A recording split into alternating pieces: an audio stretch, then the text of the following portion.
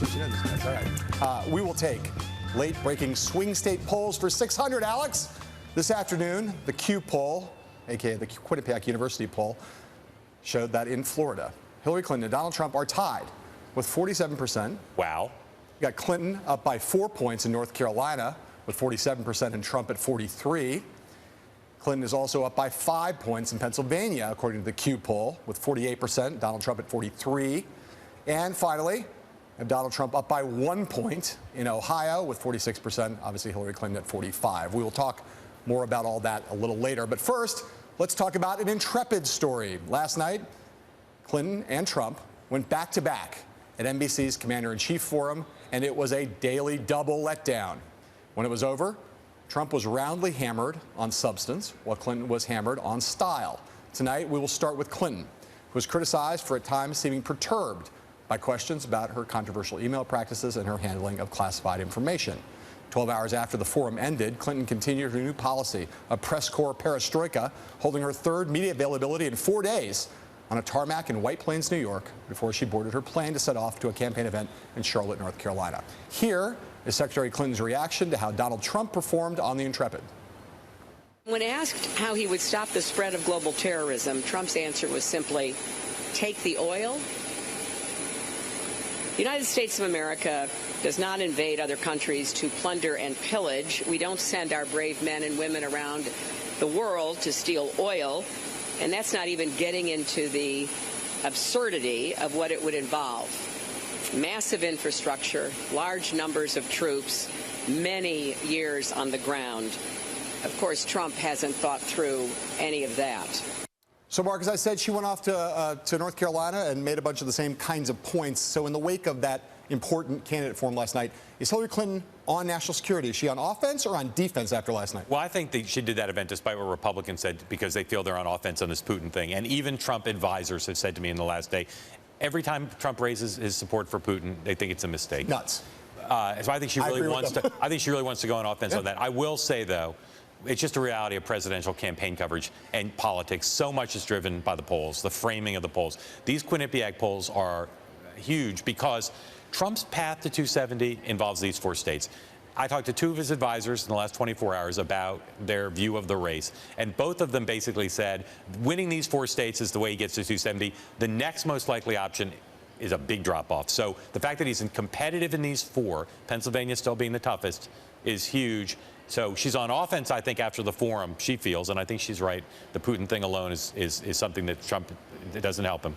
Well, but the polls put her on. For the frame of the day is going to be, this is a tight race, and she's doing everything she can to fight him off. Yeah, see, I don't think that's exactly right in the sense that I don't think it's that tight a race, in the sense that Trump has a path to 270, but he's got a very narrow path. It does run through those states, but it runs only through those states. He's got not many other ways to go. Well, the reason why those states are so important to him is because he's got not a lot of other options. Right now, if you look at all the other polling, she's got, we've seen this now over a week in a couple different polls where she's, Arizona, Texas, all these other places that are conceivably, Georgia, places that are where she's on offense, he's on defense. But just to come back to the Intrepid. Every time, last night she did seem defensive. She did seem annoyed. Oh, for sure. When she was questioned by Matt Lauer about her email practices.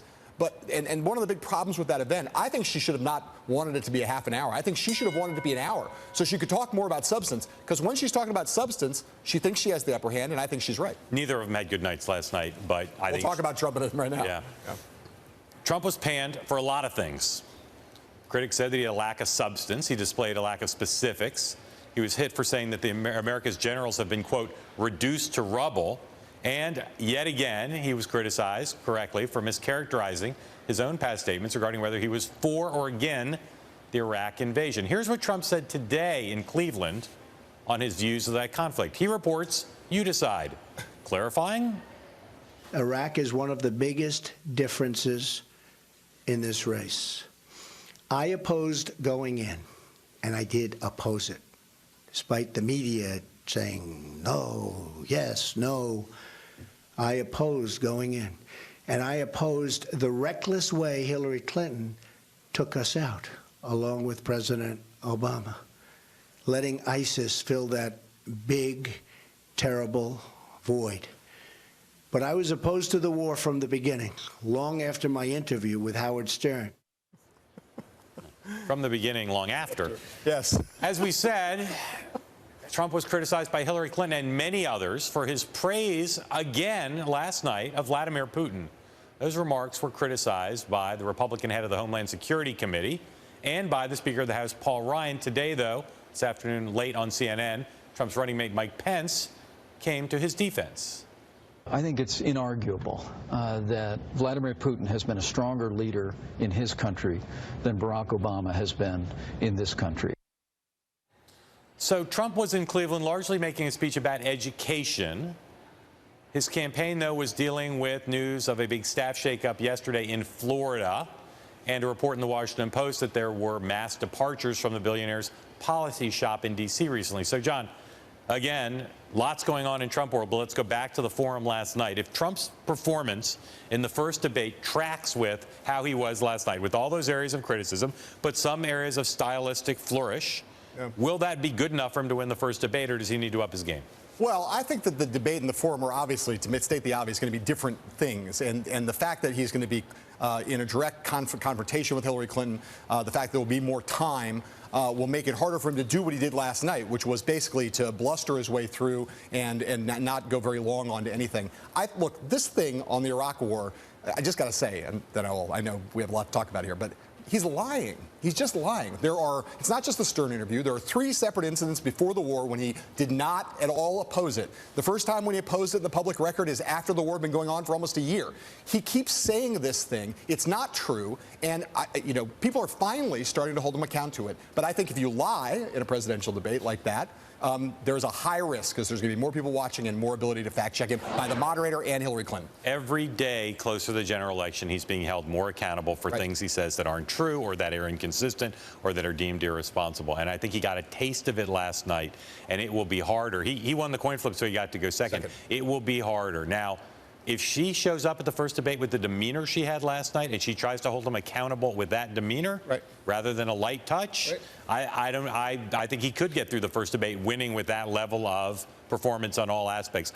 And I'll say again, in the states he has to win, I think there are a lot of voters, maybe not a majority, but maybe a plurality, who don't mind Trump's, the totality of what you get with Trump. Again, just to come back, I mean, the fact is, and again, I was critical of her on style, rightly. I think she did not do that well, and I think you're right. If she performs that way in the debate, it could allow him to skate through. I think, from her point of view, she'll be better. But again, let's come back to the Putin thing. You raised it in the first block. It's really important. There's no one around Trump that I know who thinks it's smart for him to keep praising Vladimir Putin. Mike Pence kind of backed him up there. So Mike Pence is the only one. But it is nuts, I think, for him to do this. And the truth is, if you apply the 2008 standard, if Barack Obama had said anything like that in 2008, what would Republicans have said? They would have said he was disqualified. So, okay, it's slice time. We have a new Bloomberg Politics Purple Strategies slice poll out today that looks at likely voters who do not hold college degrees. In fact, they hold high school diplomas and less. When we look at that group, we see that Hillary Clinton is beating Donald Trump in a two-way race, 47 to 42%. When we broke it down by race, we found a huge gap between white and non-white voters, again, all of whom had no more than a high school degree. Among white voters, Trump beats Clinton 55 to 33%. But when you look at non-white voters, Clinton dominates 83 to 10%. When we asked respondents about their top concerns regarding each candidate, 56% said their top concern about Donald Trump was his past comments about women, referring to them variously as pigs, dogs, and slobs. When we asked about Clinton, these same voters said that their biggest concern was her handling of sensitive and classified information. So, Mark, among all of that, what jumps out at you, and what do you think the implications are? That these campaigns must have polling that matches ours, because they're hitting on the things that our polls suggest voters do have a lot of concerns about. Look, turnout is in a close race. The ground game matters. Getting out the early vote matters. Creating passion and inspiration both for your candidate and against the other side all matter.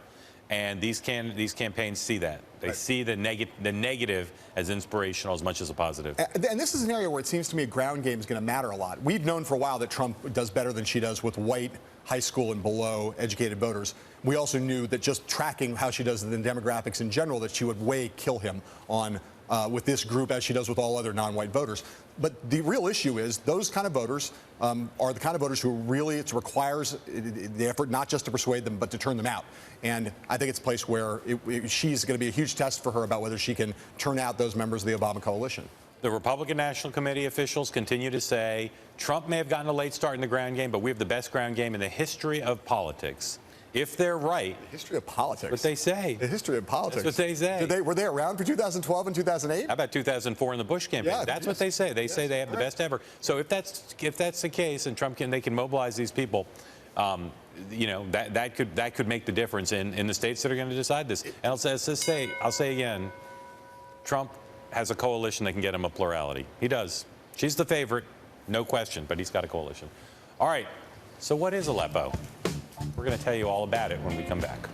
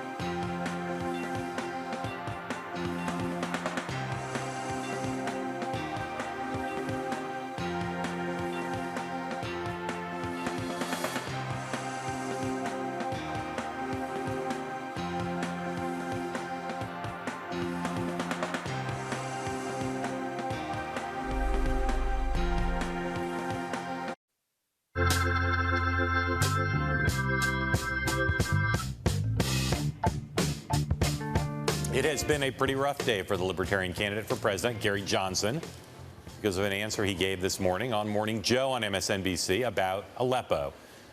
Here is a quick guide to what the last 24 hours have been like for Governor Johnson.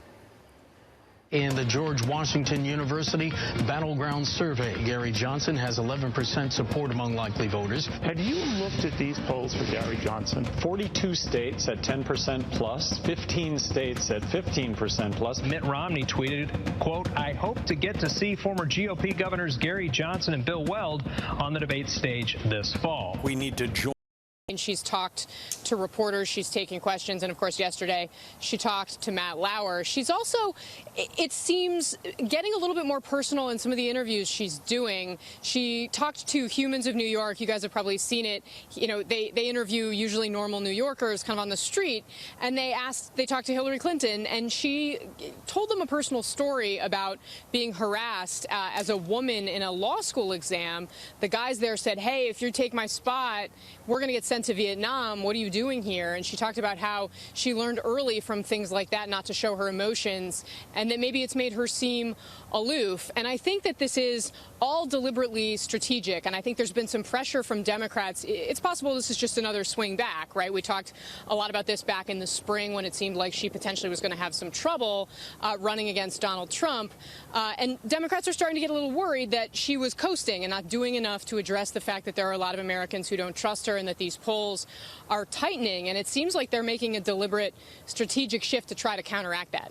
Katie, we saw Donald Trump today talk about his position on the Iraq war, saying once again something that is seems to run squarely in the face of all available evidence that those of us who possess the internet can muster.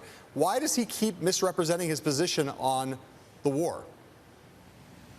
Because he can't say that he was wrong on something or that he may have made a mistake. We've never heard Donald Trump do that. He's expressed regret for unnamed offenses or for some of the things he said during this campaign season, but we've never seen him talk about a mistake that he might have made in the past. And it seems like the position he's taking now by saying that he has the judgment and he would not have gone into Iraq, and if he were in Congress, he would have voted against the war. It seems like he's staking out this supreme judgment position in a way that doesn't allow him to say that I didn't have the best judgment back in 2003. He's sort of doing it. He's saying that back then he didn't have the same information that Hillary Clinton had at her disposal. He was a private person. He was a businessman. Why were they even asking me about it? But at the same time, he is claiming that he has the judgment now when he doesn't necessarily have the same information or didn't have any real intelligence information until these past two briefings. He's trying to say now that he would have known all along. So this is part of Donald Trump selling himself to the American public as somebody who's fit to be commander-in-chief, somebody who won't get us into even more conflicts overseas, somebody who won't allow any sort of vacuum to be filled by a terrorist organization. It's problematic, though, because the evidence does not support that. Donald Trump in 2002 seemed to express support for the Iraq invasion on Howard Stern. Then today he talked about a 2003 interview with Neil Cavuto, which it's basically just a word salad of him saying maybe you should go in, maybe you shouldn't, maybe you should wait for the UN. It doesn't really matter. I'm really thinking about the economy right now. That's anything but a strong disapproval of an invasion. And he's also talking about a 2004 Esquire interview saying that he knew that Iraq was a mess as some sort of proof that he was always against it. But as you know, the Esquire article in 2004 came out about a year and a half after the invasion already began. In fact, Esquire is now pushing back, the magazine, posting an addendum to their story, an editor's note that says that Donald Trump did not express that he was against the war in 2003, but rather that this was a 2004 interview, which, of course, is after the invasion. Ask you both, Casey, first. Both you candidates you cover played kind of to their worst types last night in some ways in this warm-up to the debate. Hillary Clinton was defensive. She didn't seem particularly warm. And kind of long-winded. Trump, we've talked about all the problems he displayed last night. I'm wondering if, Casey, again, you first, why do you think that is, if you have a view, and what's the campaign saying about that? Well, look, privately, I think the campaign is frustrated that so much time was spent on emails in particular, and they're raising questions about whether or not that's something that speaks to the qualifications to be commander-in-chief. Now, that said, I think they feel like a little bit of the pressure was taken off of them, and she also successfully, got back on message in this morning with that press conference. Of course, she can still, because she's held so few of them, it's a mechanism that's really working for to her advantage, standing up and doing that. But I think, the reality is this also gave them an opportunity to see where they need to practice for the first debate and where exactly, it was pretty clear she was personally frustrated with what was going on right from the get-go. And that's something now that they still have at least another couple weeks to practice before they face down Donald Trump. Katie? Well, I think that the campaign felt positively, at least they're saying they felt positively about Donald Trump's performance last night.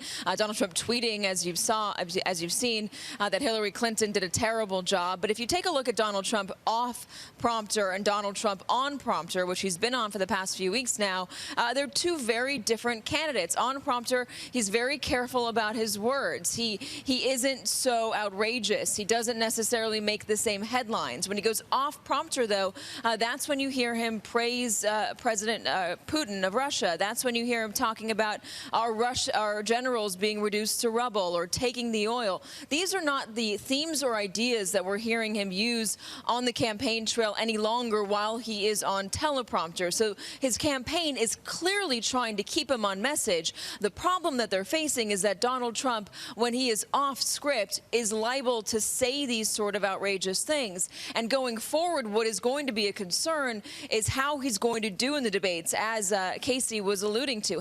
What kind of Donald Trump is going to show up to the debate? He has said he's not doing traditional debate prep. He's not doing any sort of mock debates. But I'm curious to find out, and the campaign, frankly, is not telling us any of this, what exactly he's doing and what they're doing to keep him on message and stop him from saying something that might bury an otherwise good debate performance on his part. Katie Tur, Casey Hunt, thank you both.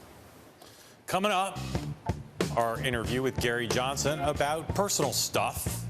You'll enjoy that. And if you're watching us in Washington, D.C., you can now listen to us on the radio. It's at Bloomberg 99.1 FM, the nation's capital. We will be right back.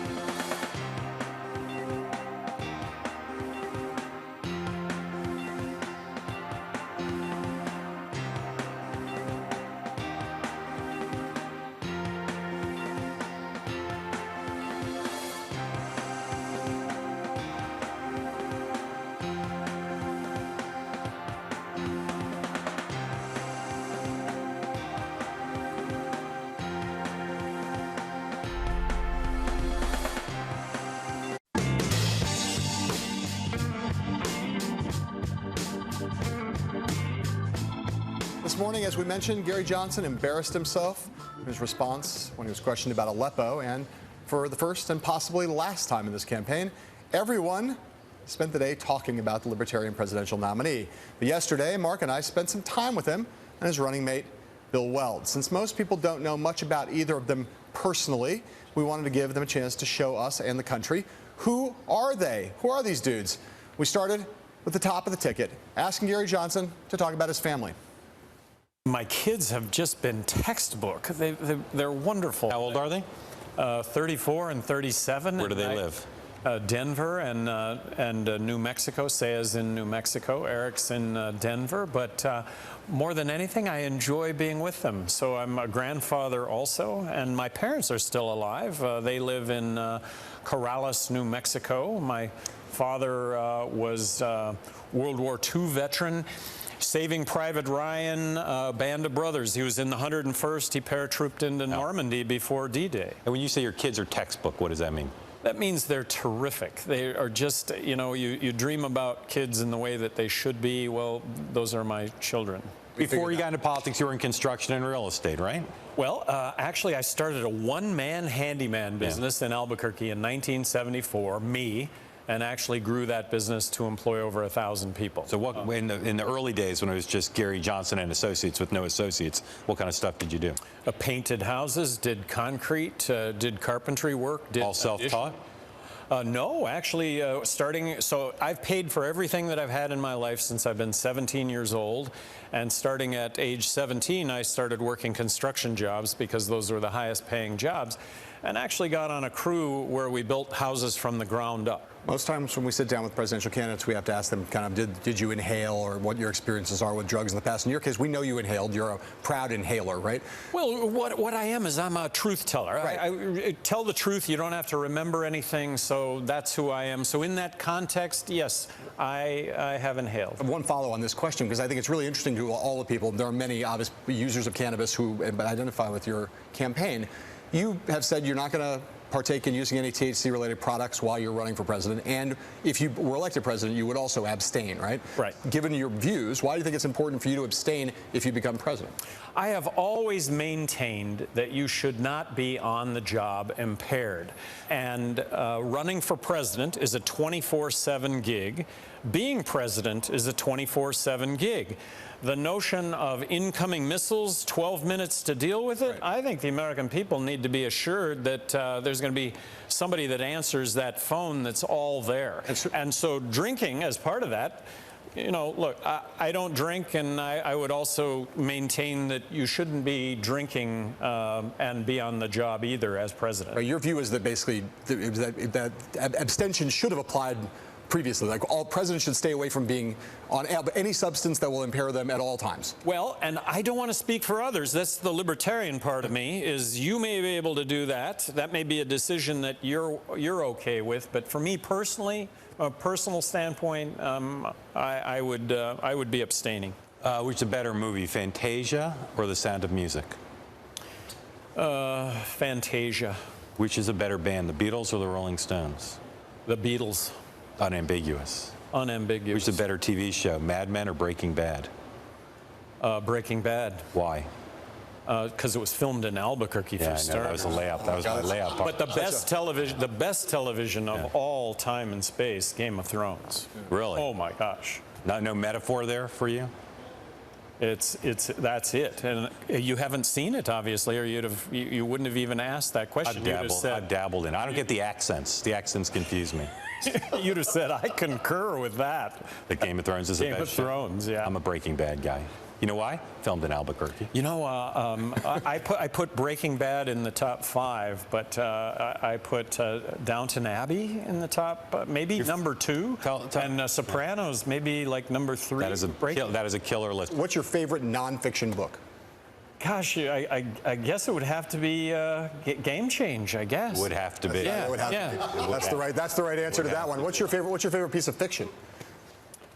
Well. I guess it would have to be Fountainhead. Is there a president who you would model yourself after? Jefferson has a lot of appeal to me. That I would be the most frugal president that has ever served in our lifetimes. That leading by example, bringing an end to the imperial presidency. That.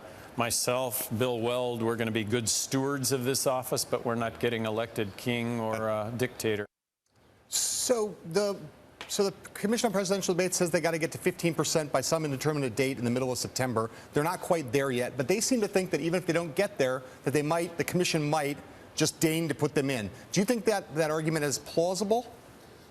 My current spidey sense is they'll get in one debate, that the commission will find some Solomon-like way to put them in maybe the third debate. Right. But, you know, they're a package. We're going to look at our interview with Bill Weld in a second. But the two of them together are an interesting team, and they sell themselves as a team. Weld is very prominent in the advertising, et cetera. I think that they need to show people their personalities and seem to be kind of interesting, engaging figures.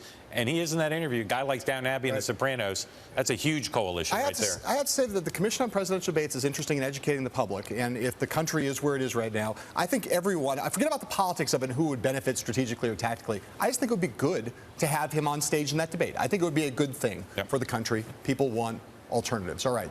So that was Gary Johnson, as we just said. We'll now get to know his running mate, Bill Weld, when we come back.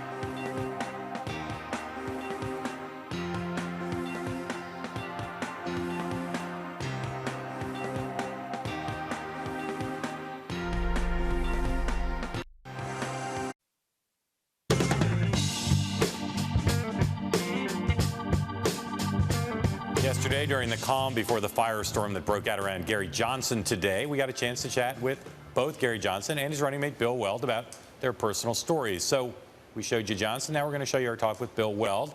We started out by talking about his relationship with some of his friends in high places, namely high at the top of the Democratic Party and the party's nominee, Hillary Clinton.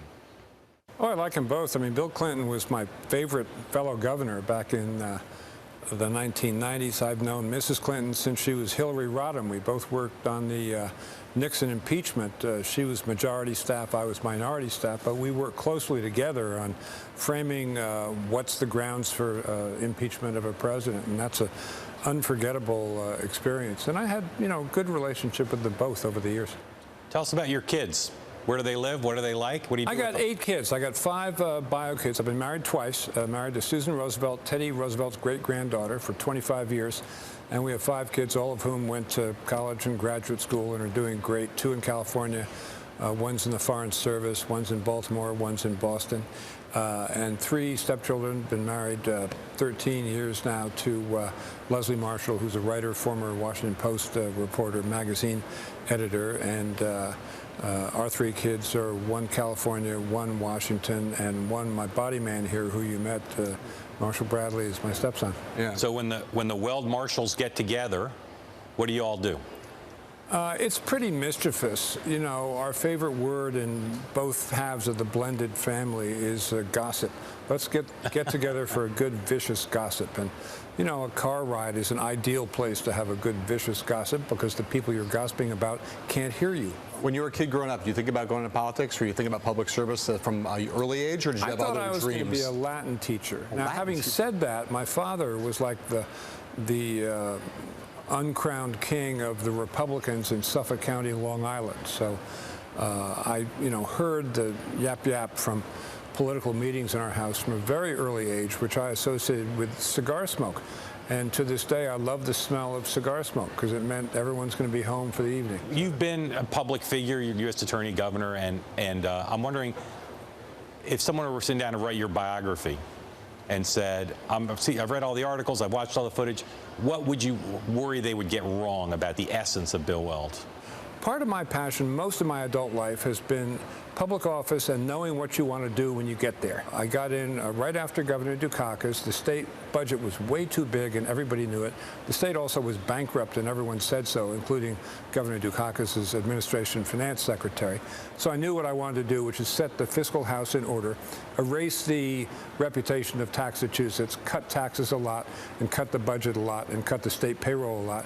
And I did that too, and that was a big success, and we were rewarded after a first term doing exactly that on the re-elect.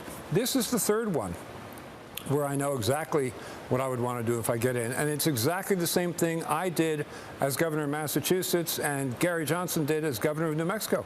Reverse the fiscal policy of the state, set the fiscal house in order, cut spending, cut taxes, and get us back on the straight path, and which strengthens the economy indirectly, because if small and medium businesses, which is where most of the new jobs are, if they know taxes are only going in one direction down, they don't need big tax cuts. All they need is that security, and they will build the plant next door and hire the 9 or 23 or 41 workers, and that makes the unemployment rate go down. You were in the soundproof chamber when we were talking to Governor Johnson, so I'm going to ask you a couple things. I asked him to see just how compatible the ticket is. Yeah. Better movie, Fantasia or Sound of Music? Oh my goodness, I guess Sound of Music. Really, why? Julie Andrews, was she in the movie? She was. Yeah. Popular culture is not my long suit. Latin and Greek are my longer suits. But, Beatles or Rolling Stones, and why? Oh, Stones, please, please. What books meant the most to you? Oh, I think James Thomas Flexner's 4-volume biography of Washington was probably my favorite historical book. Yeah. In literature, my two favorite authors are Jorge Luis Borges, Ficciones, Labyrinths, the Buenos Aires, the Porteño, yeah, Argentinian, and Vladimir Nabokov, the Russian. Probably my favorite author of all time. My favorite Nabokov book is Pale Fire. Our thanks to both the governors, Gary Johnson, Libertarian presidential candidate, and Bill Weld, his vice presidential running mate. Bill Weld is a really impressive guy. Oh, he's always been an incredibly impressive guy, and I have to say, I know a lot of people, maybe this is an East Coast thing rather than a Western United States thing. A lot of people have asked the question, like, why isn't Bill Weld at the top of this ticket? Probably because Johnson is better known among libertarians and the libertarian movement, but Weld is an impressive guy, knows a lot about foreign policy, knows a lot about domestic policy, was a very successful and very popular governor as a Republican in the very blue state of Massachusetts. I always thought he had a national future 20 years ago. Best I can tell, he's not weighed in on this Aleppo flap with his running mate. That guy could talk about Aleppo for probably 40 hours. Yes. So it's going to be interesting to see when he talks about it, because he'll be asked about it, how he handles it. I think he is, you know, it's interesting we talked to them about other stuff all day yesterday.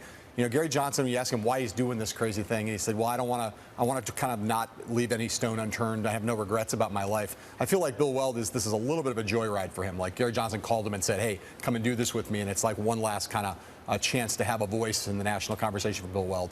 But I can't imagine he's not like wringing his hands with his head in his hands simultaneously over what happened today with his running mate. They need one more big push to try to get to 15% or whatever it's going to take to get in. Yeah. All right, our thanks to the governors, Gary Johnson and Bill Weld, and John and I will be right back.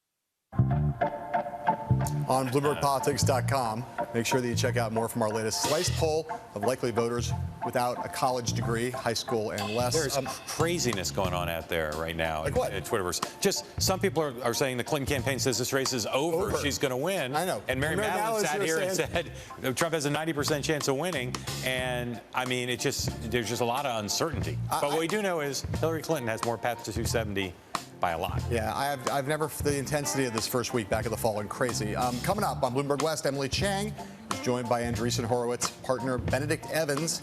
Until tomorrow, from Mark and me here, the Senate with all due respect, we say to you, sayonara.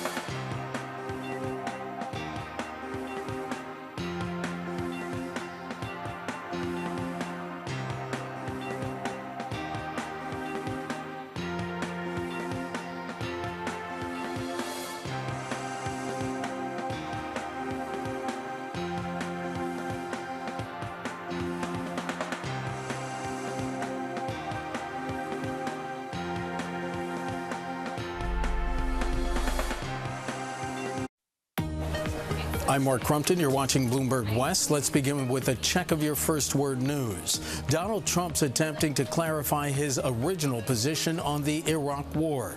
A day after being accused of flip-flopping, Trump spoke in Cleveland. I opposed going in, and I did oppose it, despite the media saying no, yes, no. I opposed going in, and I opposed the reckless way Hillary Clinton took us out. Mrs. Clinton will convene a meeting of national security leaders on Friday. She says if she's elected president, killing the leader of Islamic State will be a top priority. Politico reports Senate leaders plan to end the standoff over Planned Parenthood that's held up a $1.1 billion Zika funding bill. The legislation allows the money to be included in a stopgap spending measure necessary to prevent a government shutdown. Nearly 15 years since the 9/11 attacks, the flag that was raised at Ground Zero has been found. It went missing during the cleanup of the area, but resurfaced at a fire station in Everett, Washington in 2014. Forensic analysis confirmed its authenticity. It's back on display at the National September 11th Memorial and Museum. Global news 24 hours a day, powered by more than 2,600 journalists and analysts in over 120 countries. I'm Mark Crumpton. This is Bloomberg. Bloomberg West is next.